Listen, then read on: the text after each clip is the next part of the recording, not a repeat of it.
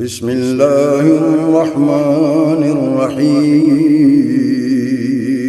شروع اللہ کے نام سے جو بڑا مہربان نہایت رحم والا ہے۔ یا ایھا الناس کلوا مما فی الارض حلالا طیبا ولا تتبعوا خطوات الشیطان انہ لکم عدو مبین۔ لوگو، زمین میں جتنی بھی حلال اور پاکیزہ چیزیں ہیں انہیں کھاؤ پیو اور شیطانی راہ پر مت چلو، وہ تمہارا کھلا دشمن ہے۔ انما یأمرکم بالسوء والفحشاء وان تقولوا علی اللہ ما لا تعلمون۔ وہ تمہیں صرف برائی اور بے حیائی کا اور اللہ تعالیٰ پر ان باتوں کے کہنے کا حکم دیتا ہے جن کا تمہیں علم نہیں۔ وَإِذَا قِيلَ لَهُمُ اتَّبِعُوا مَا أَنزَلَ اللَّهُ قَالُوا بَلْ نَتَّبِعُ مَا أَلْفَيْنَا عَلَيْهِ آبَاءَنَا أَوَلَوْ كَانَ آبَاؤُهُمْ لَا يَعْقِلُونَ شَيْئًا وَلَا يَهْتَدُونَ۔ اور ان سے جب کبھی کہا جاتا ہے کہ اللہ تعالیٰ کی اتاری ہوئی کتاب کی تابعداری کرو تو جواب دیتے ہیں کہ ہم تو اس طریقے کی پیروی کریں گے اس پر ہم نے اپنے باپ داداؤں کو دیکھا، گو ان کے باپ دادے بے عقل اور گم کردہ راہ ہوں۔ وَمَثَلُ الَّذِينَ كَفَرُوا كَمَثَلِ الَّذِي يَنْعِقُ بِمَا لَا يَسْمَعُ إِلَّا دُعَاءً وَنِدَاءً صُمٌّ بُكْمٌ عُمْيٌ فَهُمْ لَا يَعْقِلُونَ۔ کفار کی مثال ان جانوروں کی طرح ہے جو اپنے چرواہے کی صرف پکار اور آواز ہی کو سنتے ہیں، سمجھتے نہیں۔ وہ بہرے، گونگے اور اندھے ہیں، انہیں عقل نہیں۔ یا ایھا الذین آمنوا کلوا من طیبات ما رزقناکم واشکروا للہ ان کنتم ایاہ تعبدون۔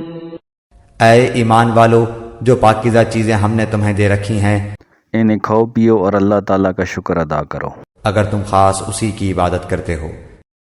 انما حرم علیکم المیتۃ والدم ولحم الخنزیر وما اہل به لغیر اللہ فمن اضطر غیر باغ ولا عاد فلا اثم علیہ ان اللہ غفور رحیم۔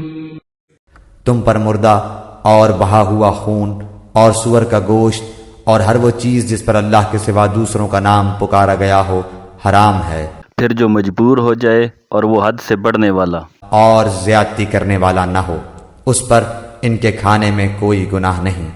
اللہ تعالیٰ بخشش کرنے والا مہربان ہے۔ ان الذين يكتمون ما انزل الله من الكتاب ويشترون به ثمنا قليلا اولئك ما يأكلون في بطونهم الا النار ولا يكلمهم الله يوم القيامة ولا يزكيهم ولهم عذاب أليم۔